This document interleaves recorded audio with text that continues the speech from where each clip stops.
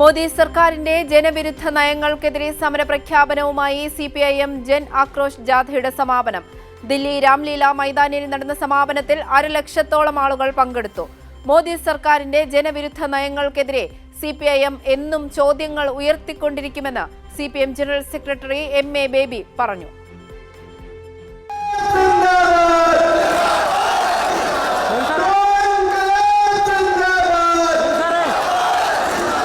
ഉത്തരേന്ത്യൻ സംസ്ഥാനങ്ങളിൽ 33 റാലികൾ, 1000-ലധികം പൊതുസമ്മേളനങ്ങൾ നടത്തിയ ശേഷമാണ് ജൻ ആക്രോശ് ജാഥയുടെ സമാപനം ദില്ലി രാംലീല മൈതാനിയിൽ നടത്തിയത്.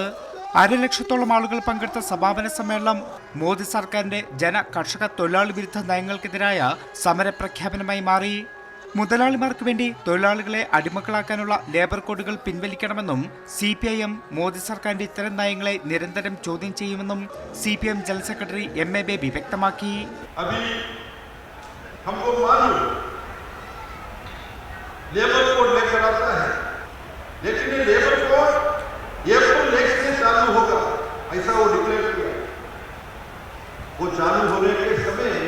हमारा भारत का जो मजदूर लोग थे वो सब अंबानी अदानी जैसा पूंजीपतियों का गुलाम बन जाए.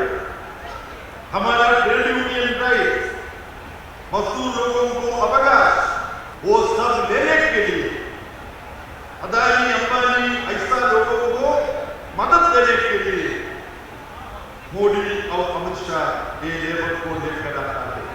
സമാപന സമ്മേളനത്തിൽ സിപിഐഎമ്മിന്റെ മുതിർന്ന നേതാക്കൾ, പോളിറ്റ് ബ്യൂറോ, കേന്ദ്ര കമ്മിറ്റി അംഗങ്ങൾ, പാർലമെന്റ് അംഗങ്ങൾ ഉൾപ്പെടെ പങ്കെടുത്തു.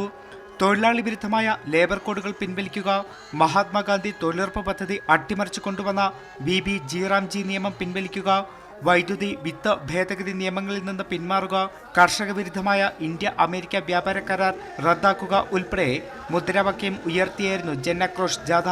കൈരളി ന്യൂസ്, ദില്ലി.